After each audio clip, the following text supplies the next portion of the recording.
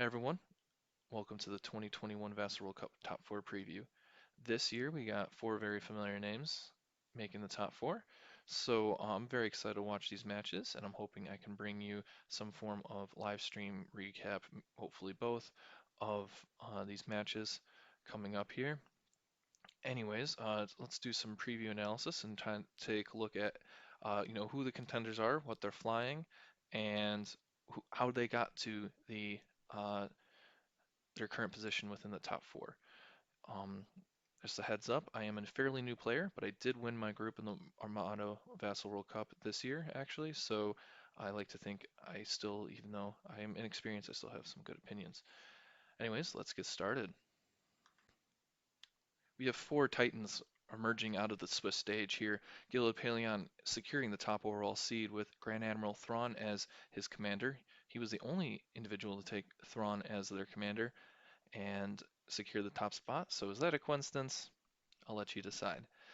Angry Ewok came in second with Admiral Akbar. It's always really nice to see Akbar do well in these events because he's a staple of Star Wars. He's one of the older commanders, so it's good to see power creep isn't pushing him out. It's great to see, and great to see Angry Ewok be able to take that, and do really well. Truthiness is flying the newly buffed but indirectly Kraken.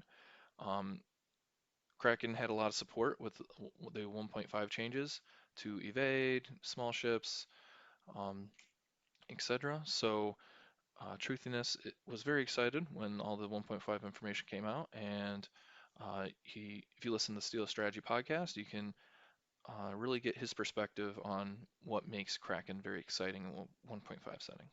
And then Real Veers, coming out of Germany, if I recall correctly, is flying Admiral Sloan as his commander, and Sloan's going to be around unless something changes. Uh, with squadrons, what have you, Sloan Sloan's kind of going to be one of those things you have to consider as a possible opponent when you're building your fleet. Like, how am I going to deal with Sloan? And Real Veers has really put together a strong fleet, I think, with getting a good amount out of Sloan, while also utilizing some very unique aspects of the Empire. We'll get more into that as we analyze him, but he ended up only getting fourth in the Swiss stage with Sloan, so it's going to be a Imperial versus Imperial match and a Rebel versus Rebel match in the semifinals of the Vassal 21 World Cup. The first fleet we're looking at is the number 3 seed, Truthiness. He's bringing 400 points to the table with a MC-30 Scout frigate as his flagship for General Kraken. It's the Admonition with Ordnance Experts, Assault Concussion Missiles, and Turbolaser Reroute Circuits. And then he has 3 CR-90As. All of them have engine techs and turbolaser reroute circuits, and one of them has the title Jaina's Light, as usual. And then we have 6 squadrons here: Lando Calrissian flying the Millennium Falcon, Shara Bay, and 4 YT-2400s. And this rounds out to 4 activations and 7 deployments for Truthiness.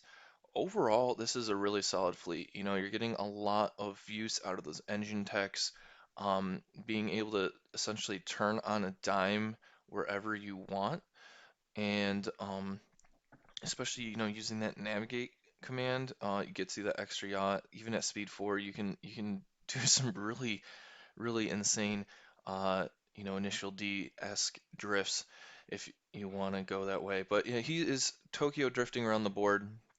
The only thing I would really change about this fleet is maybe reduce one of the YT-2400s down to Rogue Squadron with so that would reduce the squadron points by 2, and it would free up 2 points, and I would upgrade Admonition to Foresight. Admonition isn't incredibly useful with, using your evades for guaranteed damage with the TRCs on the Scout frigate, in my opinion. I feel like, they kind of counteract each other, right? Like, you want to move that damage around. So Admonition, now that you have to discard a green defense token, also is just not as good as Foresight, in my opinion, at this stage. And Foresight is really nice, um, you know, no matter where you are, being able to affect 2 dice, and then obviously with the evade 1.5 changes, you can affect a third dice at close range if he just discards it, that evade. So I think Foresight makes more sense here. Um, Overall, though, it's a great fleet. It's going to get fat. It's going to be fast. It's going to be exactly where you don't want it to be if you're on the other side of the table. I should know. Um, it's got a lot of guaranteed damage. It's plink damage. It won't take as much back because these ships can go speed 3 without really having to worry about anything in terms of navigation. The MC30, its best speed chart is at speed 3. Um, you can do really nice turns on the MC30 at speed 3 with the navigate dial. Speed 4 is more of a get out, get away type thing, but it does also exist there if he needs to close distance quickly. And I think it's a really prime fleet. He did release an article on the Steel Strategy blog, and if you haven't listened to the Steel Strategy podcast, you can. Truth is incredibly excited about flying this Kraken fleet, so it's really interesting to see some of his takeaways here in this article. So, in his version 2 of the fleet, he found room for foresight. He also found room for H9 turbo lasers, and he dropped assault concussion missiles in lieu of external racks. And he also added expert shield tech um, one of the onto the MC30. So he's really looking to reduce damage with that, and I think that build makes a lot of sense. I mean, I'm happy with the TRCs. I like the TRCs, but H9s also make sense for when you're in that close range shot and you want to just change something to um, the accuracy there. And then he has a CR90A, Jaina's Light, same build, same thing. Yeah, the CR90As don't change at all. And then he um, looks like reduced. Oh, he reduced the scout frigate to a torpedo frigate. That is why he's not bringing the turbo laser reroute circuits. So yeah, I actually really like that build then on the scout frigate or on the torpedo frigate. So that's where he found most of his points. He also did the rogue squadron reduction, and that ultimately ends him up at 399 points. So I like that build.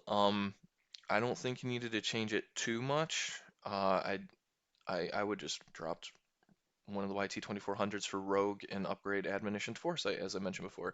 But I you can't go wrong with either fleet. Kraken's in a really wonderful spot right now, and I wouldn't be surprised if Truthiness finds a way to be Angry Ewok. Let's see how Truthiness got to the next stage. Now, how did Truthiness get to the top 4? Well, he came out of Pod Kraken, believe it or not, and his first fight was against Kraken, but the Separatist Kraken. Paul Heaver, or otherwise known as Fever on the Discord and forums, who was flying Quad Munificence. That was a pretty close game, it looks like. A small 7-4 victory in favor of Truthiness. Um, Overall, those Munificence, they deal a lot of damage with those easy double arcs, and Paul Heaver, I guess, is really well respected in the X-Wing community, as I believe he's just kind of like the Bill Belichick, Tom Brady type of the X-Wing competitive scene. So it's a really nice win from Truthiness just to start off the tournament against someone of that type of mind. But I mean, I also believe Paul Heaver was kind of getting his feet under him too, as well, from a competitive perspective with Armada.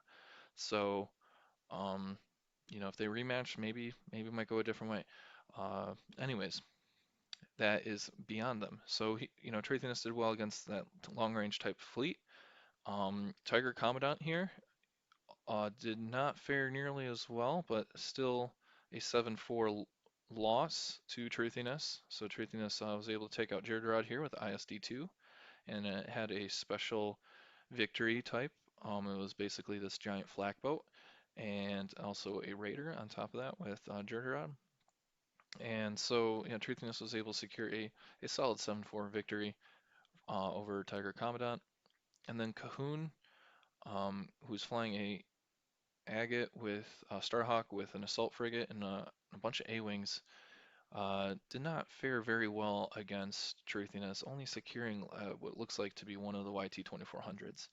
So it seems to be a little rough versus the Speed Demon and Pod Kraken. So Truthiness is able to secure the top spot out of Pod Kraken with these wins.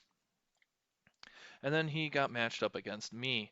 I did not, going into that final weekend, I told myself and I told my friends, I was like, I just hope I don't match up against Truthiness. And lo and behold, look what happened. I got matched up against Truthiness in the Swiss stage, round one. So I was flying Admiral Mahdi as my commander, and I had an Onager testbed with, that's just the typical build, without no Cataclysm though. Um, and then I had a fighter coordination victory, so the Truthiness really got some victories um, sunk, I guess, because he was able to table me, but I was able to get 284 points off of him. So yay me, I guess. We played Ion Storm. It was a rough objective for me. Went very well for him. Then he fought off against Mandalorian Moose, otherwise known as Sam. Uh, Sam, who smashed through his pod and with 30 points coming out of the pod stage is flying Tarkin, also another Onager, an Architin, and then Mauler, Morna, Merrick, and Jendon. I also had um, those four, but I think Mando Moose uses them a little bit better than I do. So overall, that was a closer game, but it was still a 7-4 in favor of Truthiness. I mean, this Onager doesn't like the speed that Truthiness brings to the table, and Truthiness just laughs at your Wave 8 ships, I think, really. If you just look at that middle column there, you got Starhawk and two Onagers, and he just crushed it. Um, Another Starhawk was Louis Andre, and really like the Starhawk 134 build, and he also had Chain of Light supporting it. And it was a 8-3 win in favor of Truthiness here. So, like I said, Truthiness is continuing just to eat through those Wave 8 ships and just eat everything up with these TRCs. And then finally, he fought off against Aresius, who had a Agate Liberty with two Hammerheads and also interesting squad complement, boosted with Hera, and it was a really close loss. Only 15 points, 25 points, I can do math, separate the two really strong tactical minds of Armada. And but overall, Truthiness ended up qualifying, albeit in the third seed spot, even though he ended the Swiss stage with a loss. It was a close enough loss for him that it gave him enough points to qualify from. Taking a look at Angry Ewok's Akbar fleet here. If you haven't watched Angry Ewok's YouTube channel, I'd recommend it. He's got some really great videos, I think, so do check that out. Anyways, Angry Ewok here, he was flying Admiral Akbar on a Assault Frigate Mark II-B. It's got Intel Officer, Kaitkin Sholin, ECM, and Slave turrets, so this is otherwise known as the Giga Drill. Um, Really, it's just trying to make one attack and make it hurt as much as possible. It'll throw an obscene amount of red dice in that single attack, and you get to reroll as many as those as you like with Keegan and Sholin that one time. So it'll hurt really hard when it hits. And then two TRC-90s support that potato with Jaina's Light. So ultimately, the TRC-90s don't care if it double arc really. They'll get the Akbar dice if they just single arc out of the side. So they're gonna stay at range. They're gonna pester you, and they're gonna deal consistent damage. And you can't go wrong with the TRC 90. Really, really great spot right now with the 1.5 changes to evade. And supporting those are two GR75s with a sizable squad complement here of 105 points. So we got Sharabe, Taiko, Katsu Onyo, Harrison Dula, and two A-Wings for a total of 105 points, 5 activations, and 8 deployments. If I was Angry Ewok here, I would make room for Bright Hope. I mean, a 13-point bid versus 11-point bid like isn't too much of a opportunity cost. And I would also find Lando. Um, I mean, either Lando Officer or Lando Squad. Probably I'll just upgrade Ketsu to Lando, in my opinion. And like I said, that's still a 13-point bid down to a 10-point bid, with both of those changes. But I mean, I don't fly Ketsu at all. Lando, I don't really fly Rebels, so this is what works for Angry Ewok. Sample. Don't. I wouldn't recommend net listing anyone in Armada because everyone builds very personal fleets that they practice with over and over again, right? And what works for them. So I guess Angry Ewok really like Ketsu. So that's who he has here, and I really like Hera. I can never really justify her points, but I'm really glad to see that she's doing well.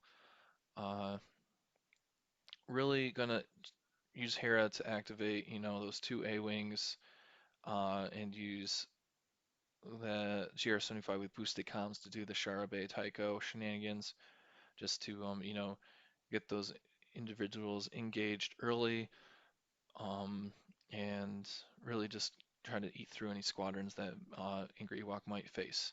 While the assault frigate and the CR90s focus on those ships that are supporting them, and then they all throw black dice, exception of Ketsu, so you're going to have consistent anti-ship damage if the opponent isn't bringing any squads, which you will see one individual is very light on squads. So overall, I really like this fleet, and I'm actually probably going to give it a try sometime. Let's see how he got to the top four. Angry Ewok's first matchup here in Pod Screed was up against Rekash, who was flying Jerjerrod on ISD2 with an Architon and a Raider. There was 344 points in favor of Angry Ewok, and I'm not frankly surprised by that. Angry Ewok's fleet's there to just really eat those Star Destroyers up with the Giga Drill and then the TRC-90s just poking it away. The Architon and the Raider proved to be insufficient support to really, bring enough down to help even the fight. So I'm not terribly surprised by the result, right? And if I think Ewok's squads probably just chew through it all of Rekash's squads as well. So really not surprised there. Forminder, who was bringing Mahdi to the table, I think he was the only other Mahdi uh, player besides myself. He had ISD2 and Onager Star Destroyer rather than the Onager testbed. It was a big win in favor of Angry Ewok, and I'm not surprised by that either, because the Onager doesn't like those fast ships, and the Onager Star Destroyer is going to be a little more involved and therefore more easily flanked. So those side arcs probably took a beating from those TRC 90s and went down pretty quick there, if I had to guess. And that's a lot of points in capital ships as well, so I'm sure those squadrons got involved in the shooting of the big boys. But 510 points was just enough, or it was plenty for a 10-1. And then we had Clone Trooper with a Sloan, another Onager here, and ISD-1 doing the squad pushing. Now, something that stood out to me about Clone Trooper's fleet was he didn't have a full squad complement with Sloan. So I'm guessing that's why this battle went in favor of Angry Ewok here, because 105 points of squadrons. What, two of them are going to be activated by that boosted comms GR75, right? And then the other two will have Rogue thanks to Hera Syndulla. So I'm not surprised really that 105 of those squads matched up well against roughly 100 points from the Sloan fleet here. So most likely those squads went down. The ISD-1 went down, and the Onager was kind of just left out. I'm not sure what Angry Ewok lost in the process, but I'm not surprised by the result there. Saska, who was Angry Ewok's first matchup in the Swiss stage, also brought Akbar to the table with another assault frigate as the flagship, and then Admonition and Foresight instead of two CR90s. And I'm I'm a little surprised by this, but Angry Ewok proved that, mirror matchups don't bother him at all, uh, and was able to secure a 8-3 win. And Admonition and Foresight, they're a little more defensively focused, right? So they're gonna be better off than those CR90s, I believe, with Akbar. But I'm not really sure, how I didn't watch this battle. I kind of wish I did. I think it would have been really interesting to see, the two different approaches to Akbar and basically how they shake out. So I'm sure it was a really interesting game, but I can't really speak much to actually how it went down. But I guess maybe Angry Ewok must have just had the better objective or that first player advantage, just something clicked better for him than Saska that did. Following that win off Saska, he fought off against Green Knight, and Green Knight was flying another Onager, and he had a Ramadi as well as an ISD-2.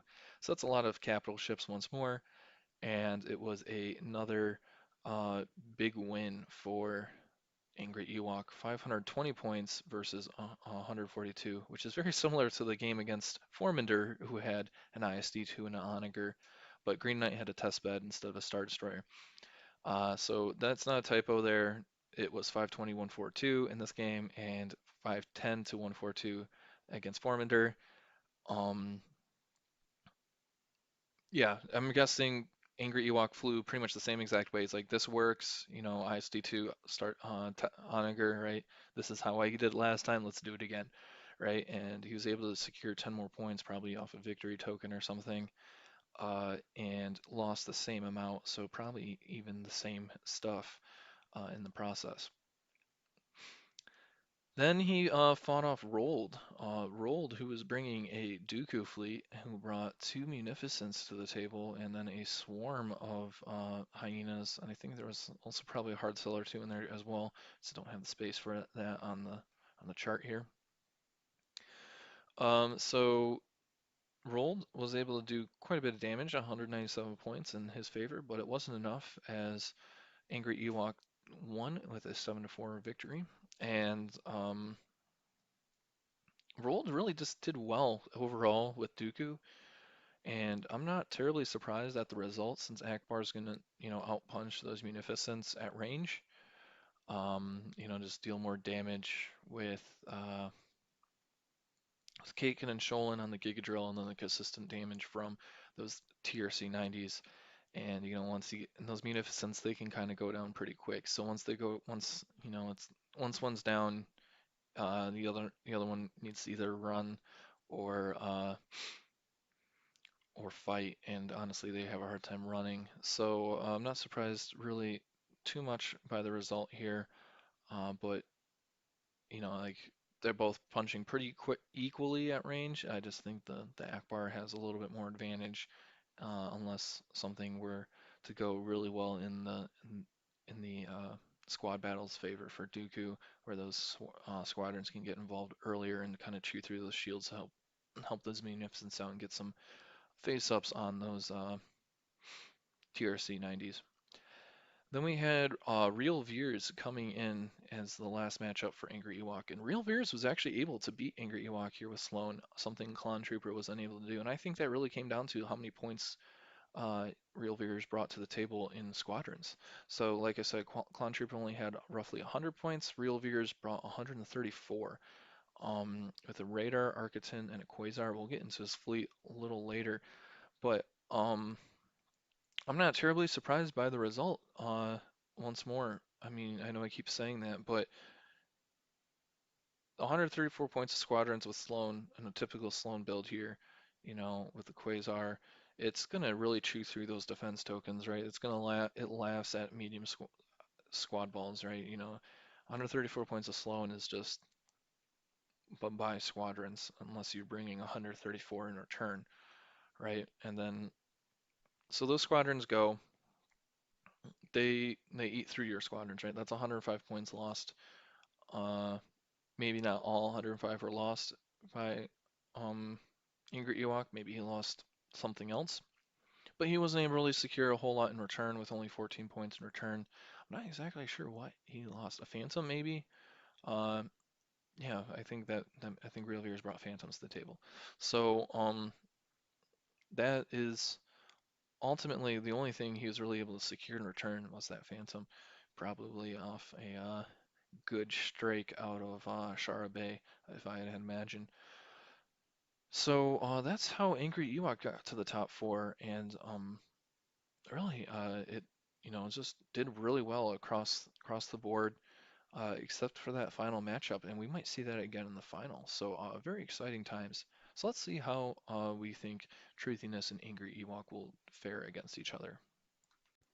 The first matchup we're diving into here is the Rebellion matchup here. The way it shook out was Angry Ewok and Truthiness were the second and the third seed coming out of the Swiss stage. Um, so both of them were the Rebellion commanders in the top four. So we'll have a Rebellion commander in the final. And they're pretty evenly matched here, I think. Angry Ewok and Truthiness are both bringing essentially the same amount in squadron points, with 104 from Truthiness and 105 from Angry Ewok. I do believe while Truthiness has the overall hull advantage in the squadron game, Angry Ewok has the advantage in the ability to Alpha Strike. And um, Angry Ewoks, one of his GR75s has boosted comms, so that one's pretty much dedicated to being a carrier. And then uh, the Space Potato, the Assault Frigate, right? It has Squadron 3, so it has the capability of helping that Alpha Strike really take off. In addition, it could also be a GR75 that the other GR75 that uses a Squadron Command instead, if that Space Potato would rather navigate or concentrate fire.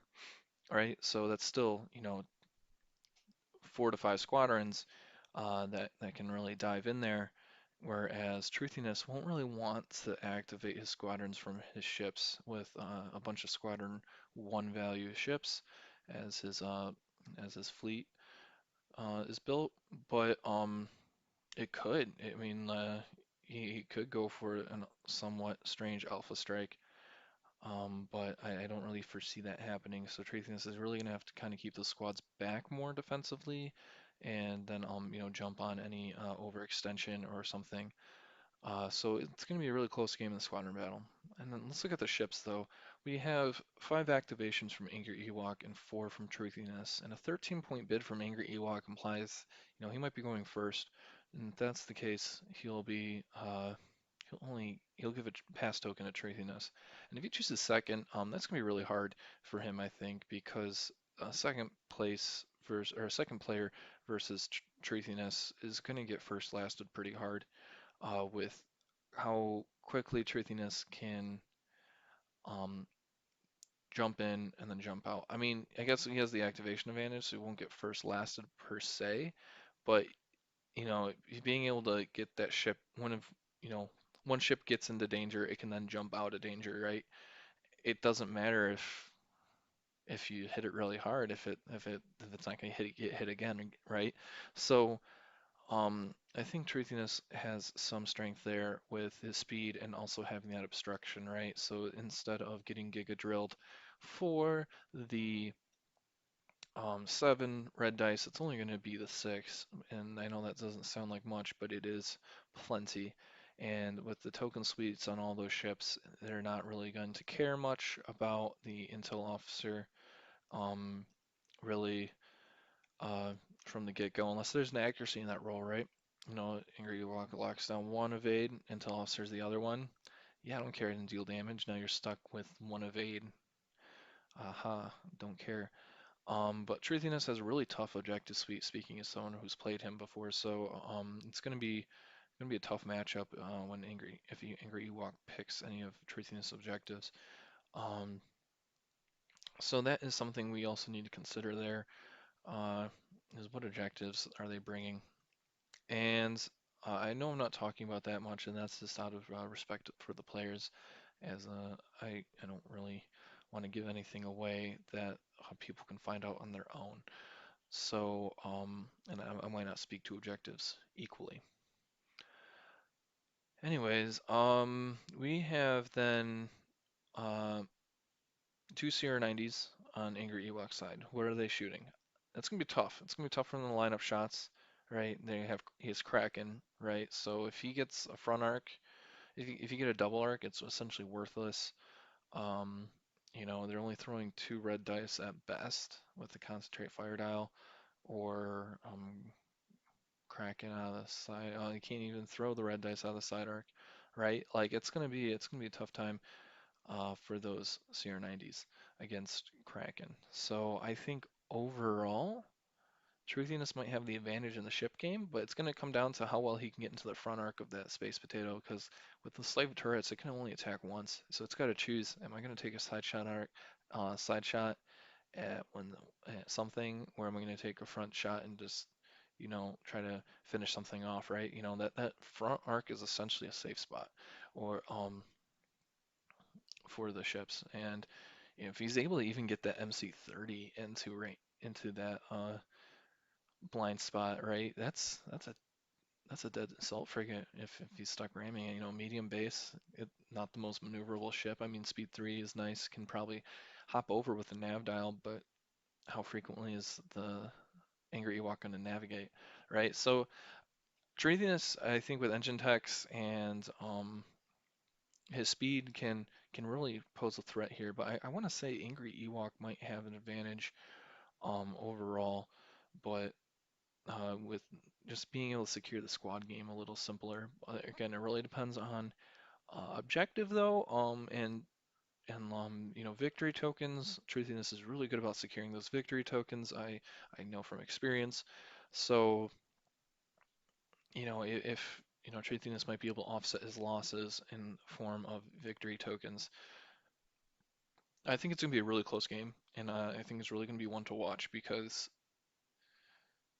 these fleets are really similar and in I mean build uh, but they have ultimately two different play styles, and it's gonna be really interesting to see how it all shakes out. And we're gonna move on now to check out the Imperial side of the top four. Real Veers is our third fleet we're looking at. He is the fourth overall seed. We're saving the best for last. And he's got a Raider 1 Corvette with Admiral Sloan and Hondo Anaka in a lifeboat type situation. I'm not actually sure if he flies it like a lifeboat, but based off the build, I would kind of assume it's lifeboat based, probably sweeping up in the rear, most likely to help finish things off. Supporting that Raider 1 is a Architon light cruiser with Captain Nita, turbolaser reroute circuits, and Centaur. So Captain Nita and turbolaser reroute circuits obviously work really well together. Um, they allow the Architon to slap out consistent damage against whatever it's shooting, and then the Centaur title gives the Architon essentially relay, which is really nice. It's an old relay too, so it's a really nice complement to the Quasar here and lets the Quasar stay at a safe distance as well. So the Quasar is the third fighting ship in the fleet, and it's Admiral Chiranu is the officer of the Quasar, with flight controllers, boosted comms, and Squall supporting it. So pretty typical build. Squall helps push the squadrons up. Boosted comms helps um, the Quasar stay at a good range, and then the flight controllers will obviously help the squadrons melt other squadrons faster. Now, what's really nice is Squall will work really well with this squad complement, as we'll get to that in a little bit. He also has two Gazantis. One of them has CommsNet, the other one has Commander Woldar as the lone upgrade. Commander Woldar essentially lets non-swarm squadrons at distance 1 to 3 reroll any dice of one color while attacking a squadron, so it helps give those squadrons swarm. So he doesn't really have many swarm squadrons, so it will really help out that fleet or this squad complement here. He's bringing 134 points of squads with Merrick and Jendon Wombo combo, and then he also has Mauler Mythil in there. You can't not bring him. He's just so good, especially with Sloan. And then this is the most interesting part is Morello Evil, who does not work with Sloan. Sloan specifies without Rogue, and Morello Evil has Rogue on the YV666.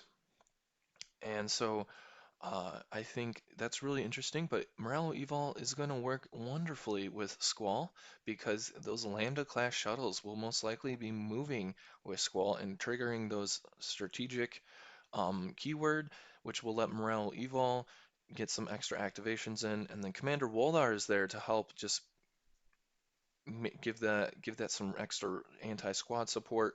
You know, he's Morales throwing 4 dice. Chances are you're not gonna like one of those dice rolls. Um, so Wolnar will give them the re-rolls there. It's Morales gonna do a lot of work here in this fleet. I really like it. It's not traditional. It's very German, I think. The Germans really love Morello, so I'm excited to see this on the table here. And then he also has Saber Squadron with, it's Snipe 4, Snipe 5 with flight controllers, and a TIE Phantom with Cloak.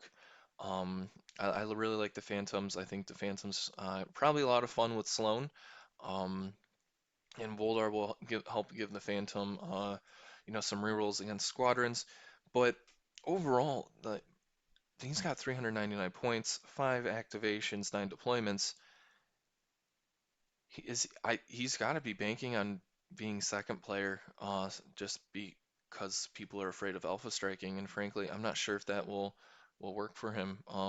He's got in the fourth round, he's got a lot of opponents who probably would be happy with going second. Um, so I'm interested. He's relying a lot on his squadrons to do damage, as Sloane does, but he doesn't really have like the big puncher that you normally see with the Sloane fleet. So it should be really interesting to see how it matches up against a really punchy ship as Gillard Paleon's flying. And but overall, I think Morella is just going to be throwing damage if he gets his objective cards. So really, really awesome build here. It's not banking on Morello, like a normal Morello fleet would, but it's really leveraging the best of Morello. Um, and I think that's going to be a lot of fun to see on the table and very successful, at least like, up against this first matchup here. But again, the thing I'm hesitant is that bid. How does he find success with that bid? We will see. We will see. How did Real Veers get to the top four? Let's find out.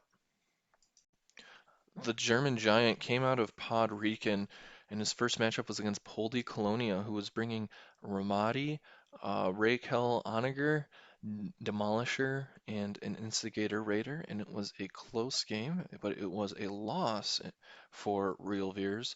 It was 75-44, which is a close 5-6 loss. Um, I guess the Instigator held off the squadrons long enough for Real Veer's Quasar to go down, most likely, to Demolisher. I'm not actually sure what he lost, but it it must have been a really good game, really cagey game based off the score. And then we had MRKS with Rican and 7 TRC-90s. And this was not close at all. It was barely a 10-1, but a 10-1 is not a close game in the slightest. It was 490 to 188, while MRKS was able to kill half the fleet here and actually had the most points against Real Veers out of everyone. He also gave up the most points and was the only 10-1 I think Real Veers was able to accomplish. Um, no, I lied. That's not true. But it was not a close game in the slightest. I'm kind of surprised the TRC-90s weren't able to just pick off the Quasar and run away, but there must have been some form of objective token, most likely on the battlefield, which let Morello really just go to work on those TRC-90s. So I'm not terribly shocked at the result, but I am a little surprised. Aresius, he's a staple in the Vassal World Cup. He's if you see him there across the table from you, you know you're in for a match. And he brought Agate Liberty with a double hammerhead and Harrison Dulo with I think a good amount of A-wings if I recall correctly. And this also was a close loss for Real Veers. So there is a chance Real Veers didn't actually top his group. Um, I'm not terribly surprised by this. Arisius probably brought enough squadrons to slow things down for Real Veers. And, Harrison Duel is 8 hull, got double brace, really hard to chew through. Um, so 148 to 136, really close game. Um, Really, really close game. And really interesting to see Eurasius actually beat two of the top four players. Uh, so, and it ended up missing the top four. Eurasius' win here against Real Veers, though, was their final matchup in Pod Rican. So, that probably didn't help Eurasius as much in the Swiss stage. Um, and again, it was only a close win too. So for Eurasius, so probably in the grand scheme of things, it was pretty even. So after losing two of his group stage games, Real Veers was able to pop out and he played Jolly Green Giant here, who brought Kraken to the table with the MC30, two TRC 90s, and an HIE CR90B. Um, Apologize for the background noise. So this, and a bunch of rogue squadrons, as you'd expect with the Kraken fleet. Uh, this wasn't even close again. Another 10-1. So really, Real Veers' fleet succeeds against these smaller ship-based fleets, and that might not spell well for Truthiness, but who knows? Truthiness is able to make it. Roquois was also a Kraken fleet, and MC30s and Rogues. So again, a little different type of Kraken fleet, but it wasn't enough for Roquois to really beat Real Veers here, and it was another victory for the German, 7-4. Again, just probably just not enough squadrons to really hold things up enough for up against Real Veers' Sloan fleet. And then we had the Red Scourge with an Agate Starhawk. This is the second Agate fleet Real Veers has faced, but only the second Wave 8 ship. And again, two CR90s with turbo laser reroute circuits, and it was 134 to 0. So perfect squad complement win for a big 7-4. But it most likely, Starhawk didn't go down, so he most likely just got everything but the Starhawk, right? Um, just really ignored the Starhawk, it seems, and just focused on securing points elsewhere. Not a bad strategy at all. Not one I prefer to take, but not a bad strategy. I'm not known for my uh, safe play, at least. And then his final matchup was against Angry Ewok, actually. So a top four matchup here. So really interesting. As we know, Angry Ewok fell on the losing side of this battle with an assault frigate and CR90s. And again, the CR90s just don't do enough against Real Veers. So most likely, if you're bringing CR90s, Real Veers is going to beat you. But if you're bringing bigger ships, it seems like you struggle. I I think this is what to take away from it. I'm not exactly sure, but we'll see how he'll match up against our number one seed, Gillard Paleon. Next up, Gillard Paleon is bringing a uh, a staple for him, really. Nothing terribly new. Following some of the 1.5 changes, he probably had to rework some of it due to some of the card updates, but overall it's pretty similar as his name for the fleet specifies, and it's a Grand Admiral Thrawn fleet, the only Grand Admiral Thrawn fleet in the game and the tournament, and it's on a Imperial Star Destroyer Kuat with Damage Control Officer, interestingly enough, as the officer on the ship, with Darth Vader boarding team, electronic countermeasures, leading shots, expanded launchers, chimera, and entrapment formation. So really, really Christmas treed out Kuat here. Very pricey, very deadly.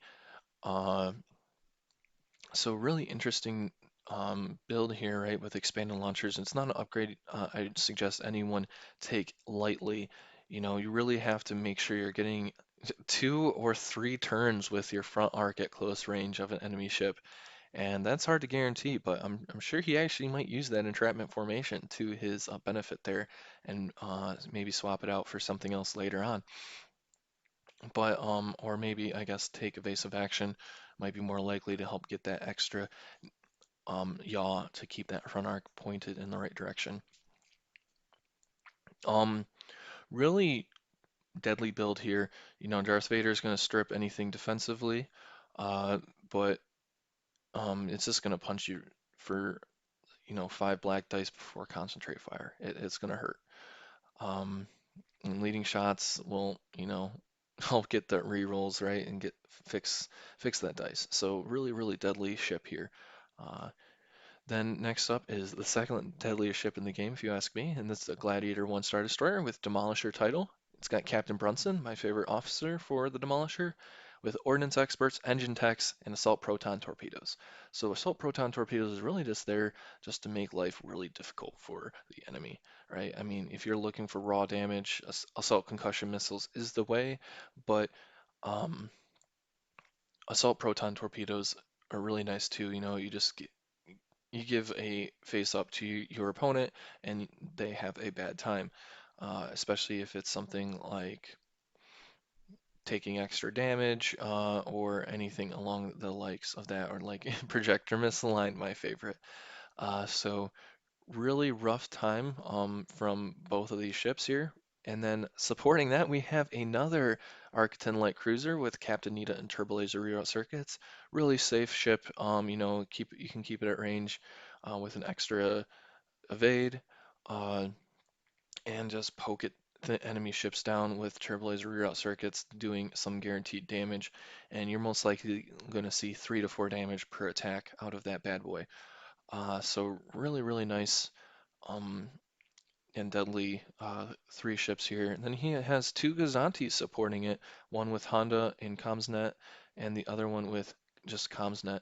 So a total of 393 points, 5 activations, and only 5 deployments because he is not bringing a single point in squadrons. So it'll be really intriguing to see how he matches up against real Veers, which we'll take a look at a little bit later. But first, let's take a look at how Gillard Paleon got to the elimination stage here.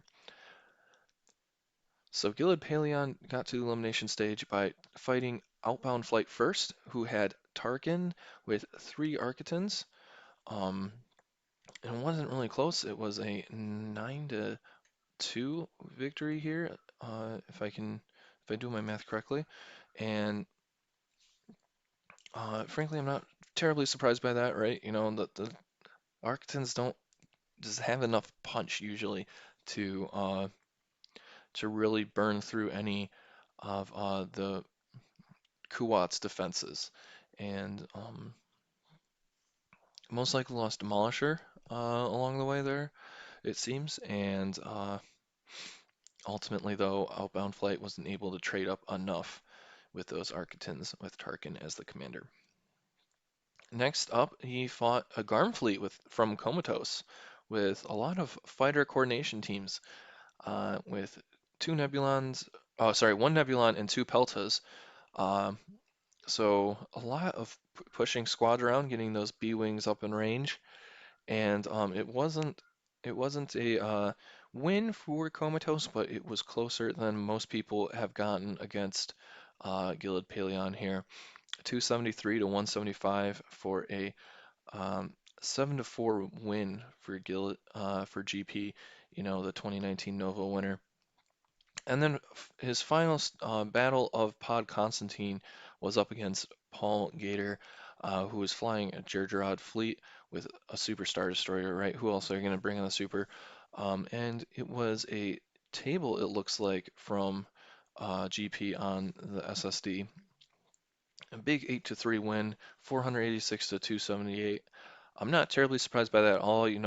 GP is just going to outpunch you with that Kuwa of his, and Demolisher is even meaner, right? So if hopefully he brought damage control officer on the Superstar Destroyer, right, to at least negate that assault proton torpedo, but it's most likely just not enough to keep consistent damage off of the SSD from the Kuat that GP is flying.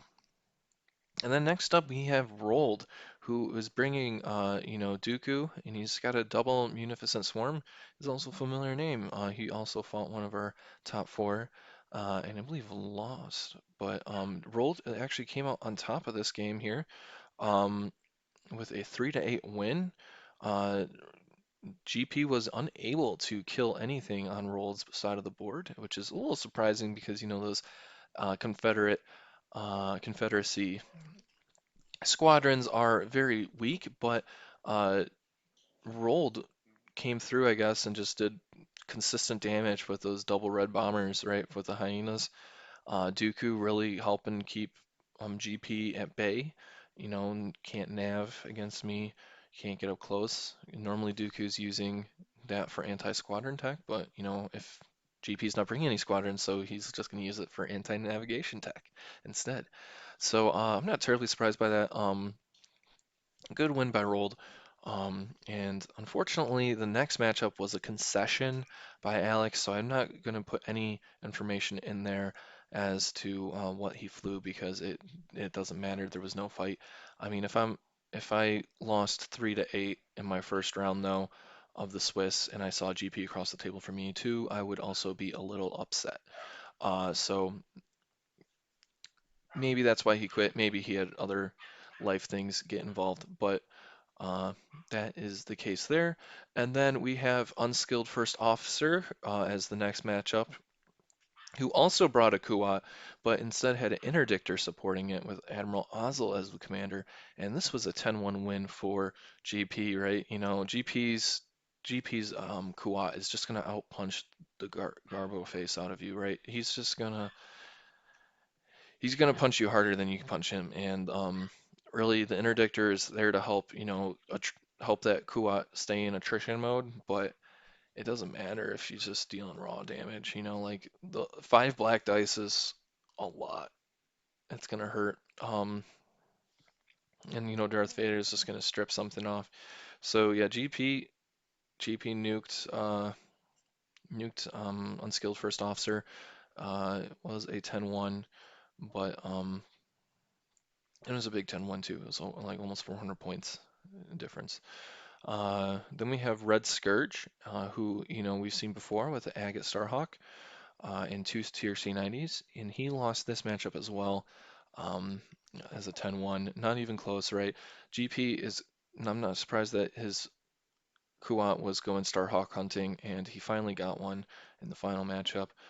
The Starhawk, right? It's normally super tanky, but against that Kuat, right, you're stripping whatever defensive tech that Starhawk can't afford to bring, right, and can squeeze on that ship because it doesn't have a whole lot of defensive tech slots. And then, or maybe offensive stuff, just help win the battle of attrition quicker, right? So 360, not surprised at all by that. One good demo shot and 2 turns of a Kuat is just gonna probably kill that Starhawk or at least get it low enough to go down from whatever follow-up damage GP could bring, and it looks like that was the case. So really good victory path here from GP. Only the one loss to the Squadron Heavy Fleet.